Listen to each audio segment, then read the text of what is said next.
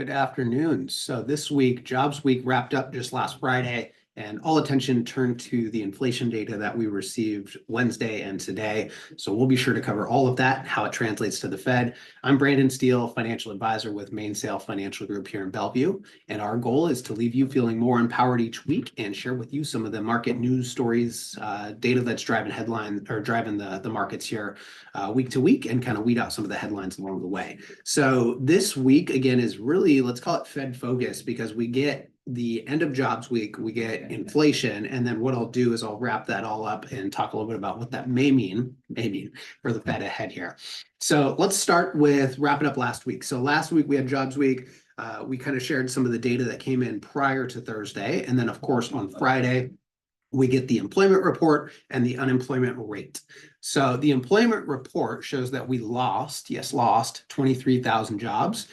This was quite a surprise versus expectations of around, I think we were looking at adding around 90,000 is kind of generally where markets expected things to land. So again, quite a big swing there. Certainly not a good sign for the labor market in this one reading of itself. I wouldn't worry so much about what this means for the labor market as a whole. Rather, look at maybe how this might translate to the Fed for the time being. Of course, if we see more of these data points over time, then we got to kind of turn to the labor market and see if there's an issue there. But one reading, I wouldn't worry so much about that. Maybe more so what the Fed might be looking at ahead.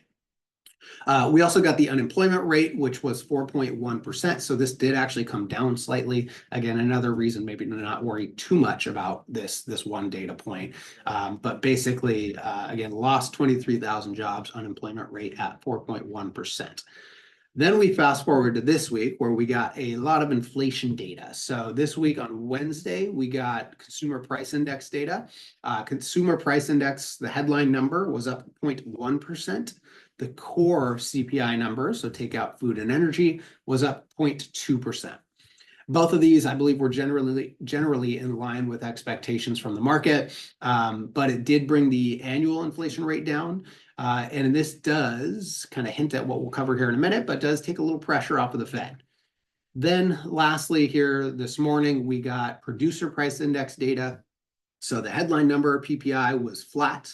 The core PPI data point was up 0.2%. So again, basically, let's call it inflation, coming down, at least for the time being. And then jobs showing some potential cracks, although, nothing to ring the alarm bells about, right?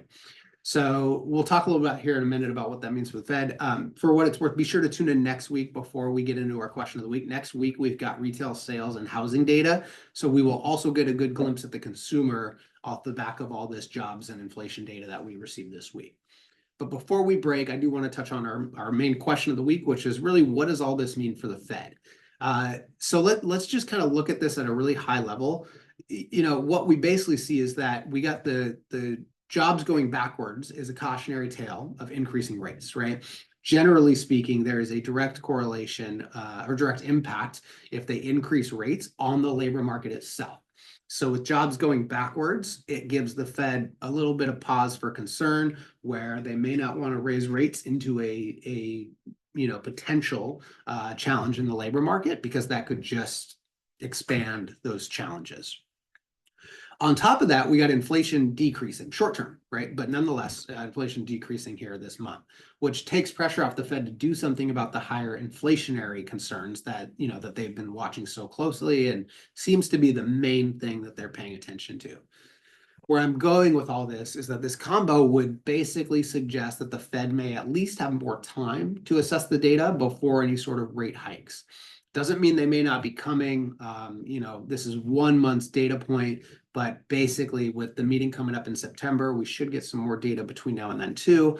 But at least what we're seeing from this 1 month, what that would suggest is basically the Fed may have a little more time to assess the data before they actually move rates higher or period. Now, the other thing I want to mention here is keep in mind too that they may be exploring other options besides simply looking at interest rates as the primary tool. I feel like we've gotten so used to the media and Fed Powell talking about interest rates that that's basically where our minds go when we think about the Fed's tools and what they might look at. But the balance sheet is another very large tool that they have available to play with. And I've heard some, kind of in between the lines stuff that the new Fed Chair Warsh has mentioned that may suggest that could be a tool that they're exploring a little more seriously. And again, especially with what we're seeing on all this inflation and jobs front, if they're not going to hike rates, that could leave other options open or other tools worth exploring to help them continue to reduce inflation. I shouldn't say continue to help them reduce inflation with maybe less of an impact on the labor market as well.